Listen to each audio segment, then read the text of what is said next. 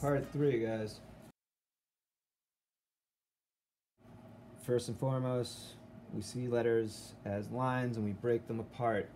Can't emphasize this enough, that we start to understand that whatever letter we're writing, we can break them into parts. If I want to draw this letter G, it's got this part here, it's got this here, it's got this here. But I saw it as these different pieces, and then I would erase and connect to start forming my letter. That's vital to what you're doing. And that's the most important thing I could probably give you out of this lesson, is just understanding how to visually break down your letters. We talked a lot about being consistent. What kind of weight do the letters have? Are you going with fat letters? Are you going with thin letters? Are you going with fat and thin letters? Are they geometric? What kind of style are they? Do they have some sort of serif ending? Do we do something with them to give them sort of features? And then when we start drawing the letters, how do they interact? Does one connect to the other? Does it just sit over it? Overlap that R there. So that R connects into the bottom of that A.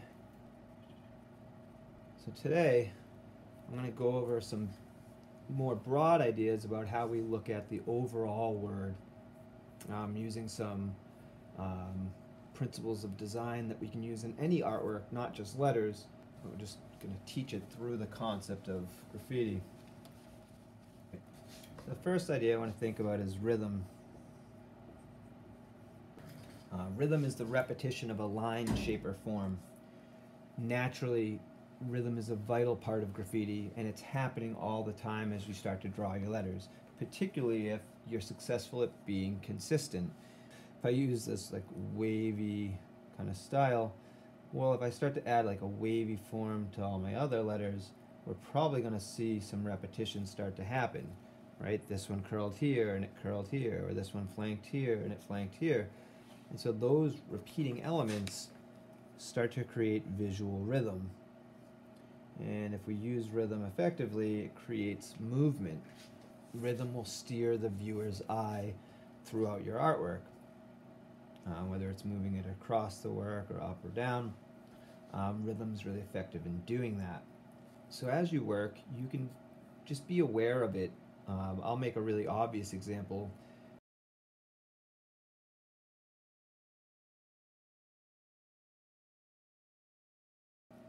These two arrows are creating repetition. There's other stuff going on in this word, or this letter. The trick for me here is going to be, as I go after my next letter, to kind of think about what I'm seeing. So I got this kind of jagged top to it, vertical post here, and so maybe I start this letter H, make that jagged top to it, and then I got this vertical post. So I'm already repeating this idea once here. The vertical post is repeating, that's an easy part to repeat. And then again, arrow form here. And I can decide which one I liked better. I got this angle here or this angle here to play with. I'll take this one going upwards. So I'm repeating that part, creating some rhythm to it. And I would continue this idea, so on, all the way across.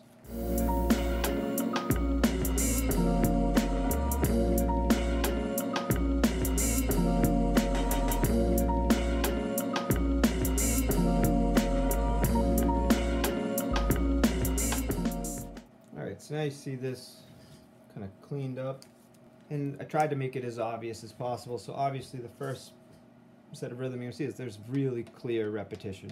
Every bottom had this arrow form drafting down. I had a lot of this rhythm happening in some smaller parts. Again, I had this component repeat here and here and here. I brought it back over here again. So that creates some rhythm through the middle of the word. All these verticals, try to keep everything relatively straight, that helped. And then I had a couple different ones at the top. Some points going this way. So I kept some of these going here and brought back some other ones. Again, tried to use this one playing off of this form here and this form here. And so there's a variety of examples of rhythm from letter to letter that really starts to help that out, even though it looks complex because of how they're kind of crammed in together and overlapping. But the use of rhythm, this repetition of a specific line, shape, or form, in this case these shapes, really helps create some flow or movement through the word. For an example for you right now, just to learn the concept, I would suggest you just either write one single letter or even just draw like a simple shape and repeat that shape over and over. And it doesn't have to be perfect, but just create some repetition. So you have this example of understanding what is rhythm. Well, rhythm is when that shape repeats over and over and over and over. Your example, they can all be crammed together. In reality, they could be separate from one another. They don't have to be butting up against one another to create rhythm. But that's a good example just to give yourself a mental note of what this is. Just something to have in your mind when you're drawing your rough draft for something you want to turn into a final product.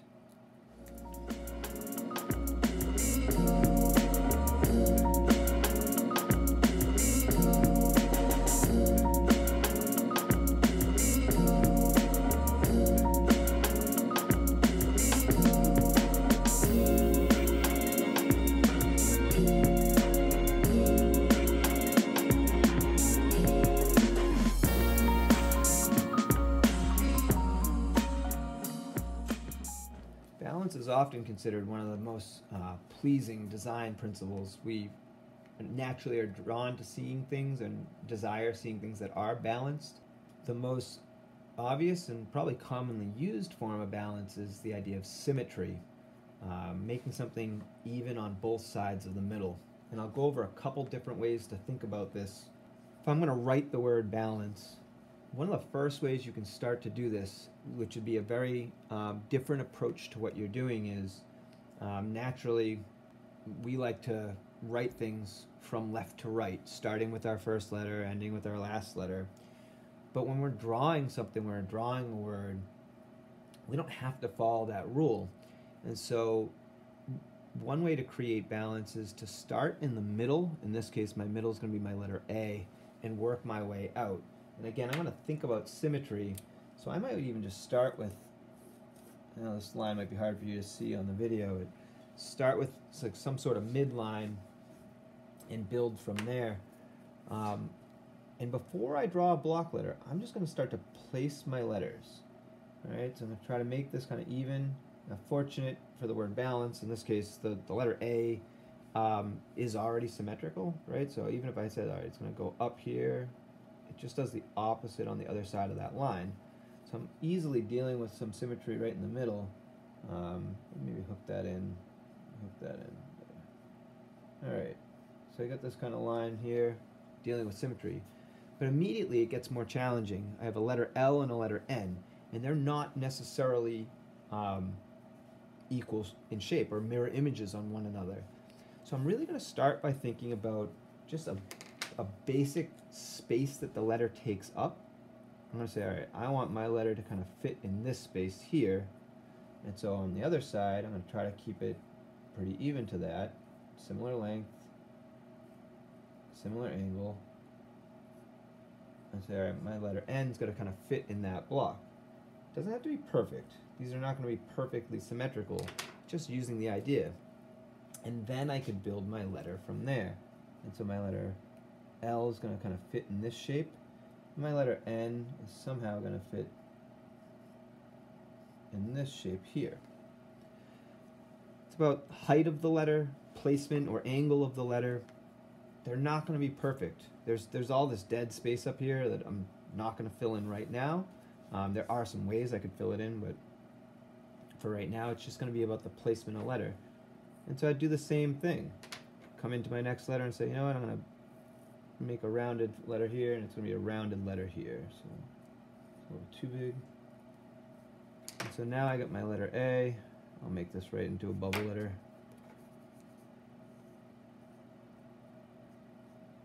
My letter A sits in here. My letter C sit right here. Again, I start in the middle, work my way out, looking at the overall height and shape of the letter. And sometimes when people try to make things really nice and symmetrical, they might use something to kind of work their way across. Like this is higher up, so this needs to come up. Just kind of line it up with our line.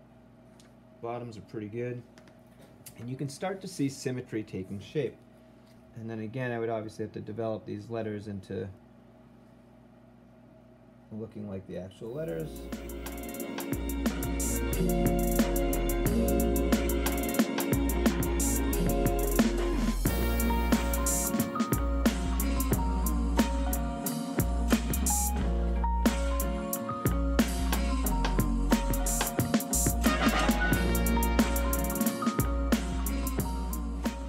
Basic idea of symmetry going. Still need a little bit of work here on the height of this letter. But the basic concept, you can start to see the layout happening that's creating some symmetry. A couple other ways that you can think about symmetry. Again, the whole word does not have to be symmetrical. You can use the idea of symmetrical balance and just add small elements to any drawing that give it that feel. And the easy thing to do is just, if you're adding extra features, just look at the opposite side of the word, think about the middle, and just add something similar. So if I'm looking at this word and say, you know what, I want this letter A to drip down here, well then very easily I can say, oh, well, you know what, it's really easy for me to drop a drip in right there too. The easiest place again to do this is the two ends of the word. If I add a bit here, and add a little bit over here. Maybe if this letter had a little bit of a sharp spike to it, this letter creates a little bit more of a sharp spike here. And the more of these things we do, more symmetry is going to appear. But all those extra elements continue to add to the symmetry in the word. For the purpose of your drawing to kind of remember or learn the concept, I don't want you to try to draw a whole word like this right now. However, if you want to, you just click pause and go ahead and do so. But just to learn the concept, just start writing the word, but play around with the idea of balance. So start by working in the middle, start with that letter A, and all I'm going to do on this one is just let the letters get smaller and smaller and smaller. So it says balance and it shows me some sense of symmetrical balance. Or you could do the same thing, just getting larger and larger. But again, starting larger, smaller in the middle, getting larger again. I'm going to follow up. The next concept's going to kind of visit this idea again. But for right now, just write the word balance just like this, or you could write the word that you're choosing to write. If you decided that you're going to write your first name, try writing your first name, but do this with it. Start larger, get smaller, then get bigger. If it's an even number of letters, the middle of your word is going to show up between two letters, and so you just have to think about that, as you write. Sometimes a little harder to get this example on that 4-letter word. The next technique I show you will give you some pointers on how to do that. And you can think about this, whether it's in just a small part or the overall look of your rough draft.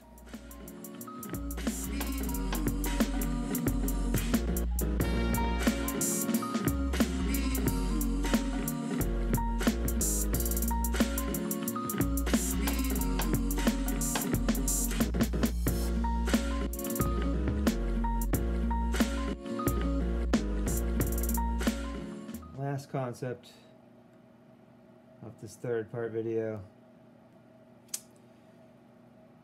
You guys might remember this. At one point in your life,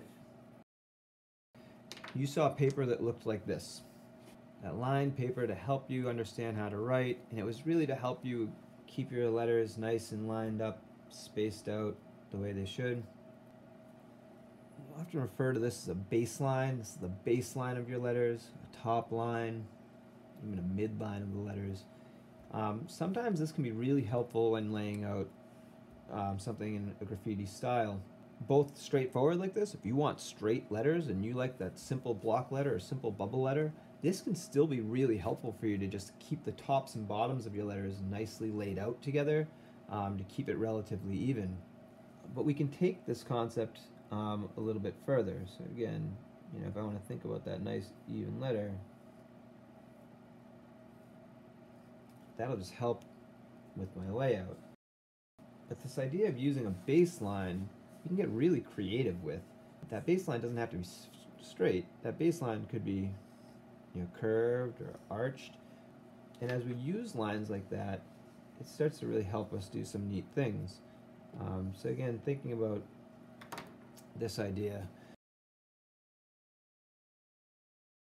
So I got the word baseline sitting here.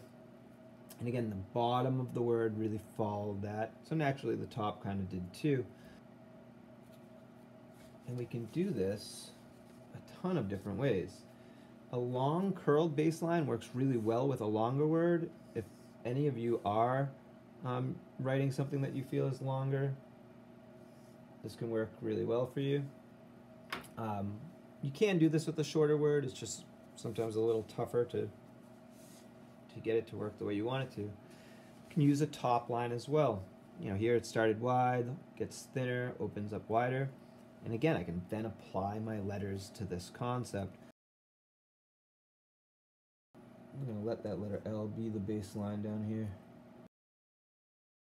So I got this word, followed the top and bottom, and gave myself that overall layout of the word. So now, combining this with the idea of balance or symmetry, if we start with a shape that is symmetrical, and again, we can work to get it right. So dealing with some symmetry, and again, not perfect, but the concept's pretty clearly illustrated.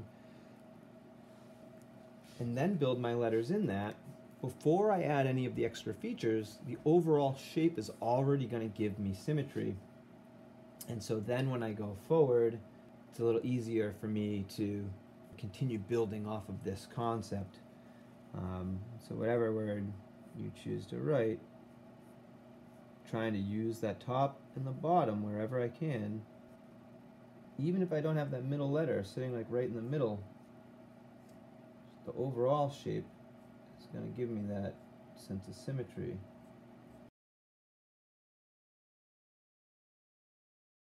And then I could continue to add those features to help bring out the symmetry, right? So I could say, you know what, this letter E is going to spike way up here, so this letter C is going to spike way up here. And then this one's going to come up, and then this one's going to come up.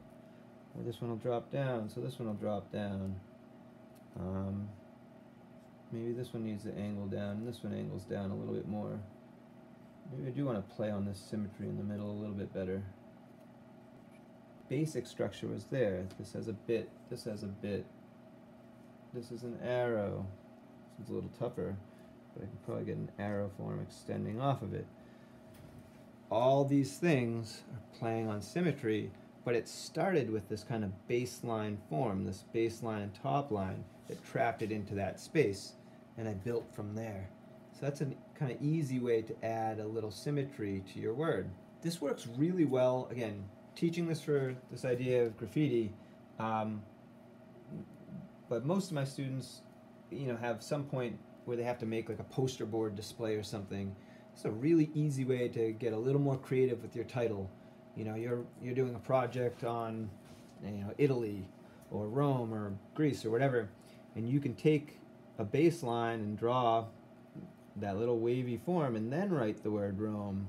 And so it sits in there and it has like a little style to it. It just makes it a little more interesting. Again, you can do something with symmetry. Symmetry is always pleasing to the eye. Viewers will appreciate it. It doesn't have to be just for drawing graffiti.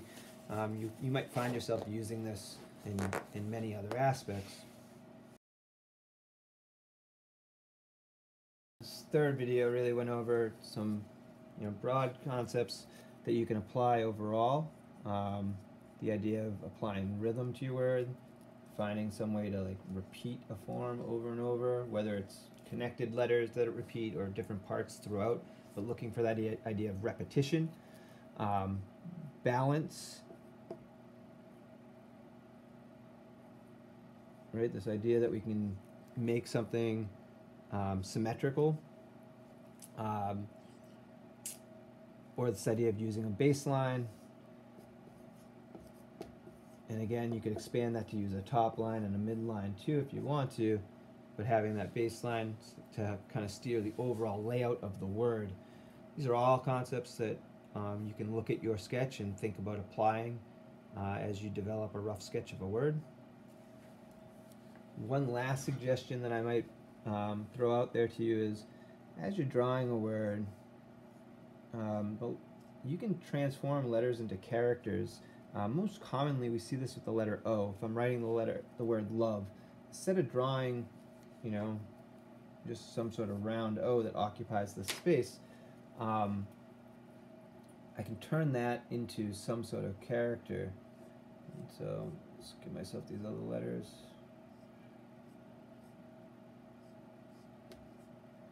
And hopefully you see that I'm kind of breaking the letters into those parts. It's a really helpful way to create the layout of your letters. And then here, instead of drawing just this round O, the most obvious choice might be like, make it a heart. And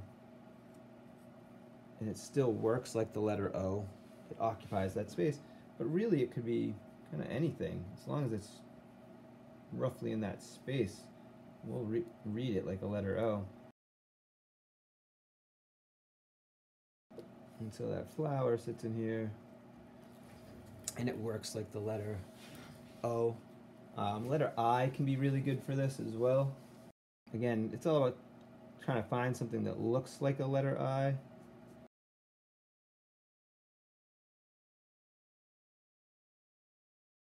And so the letter I is represented by an ice cream cone, which naturally has that like post and dot kind of look to it. That can be a kind of fun one to play with as well. So you are welcome to try to add some like characters to your letters as well. All right, from this point, again, hopefully you've gained something from these lessons, maybe tried some different things out. The goal is going to be to have a drawing that we really spend our time on, and of all the steps that we go through, the pencil sketch of your letters is the most important. We refer to this as your outline. Drawing your outline and taking the time on that outline to really develop your letters, make them consistent, nice consistent weight, common styles throughout it. Think about all the creative extras that you saw. Use your eraser to help you clean it up.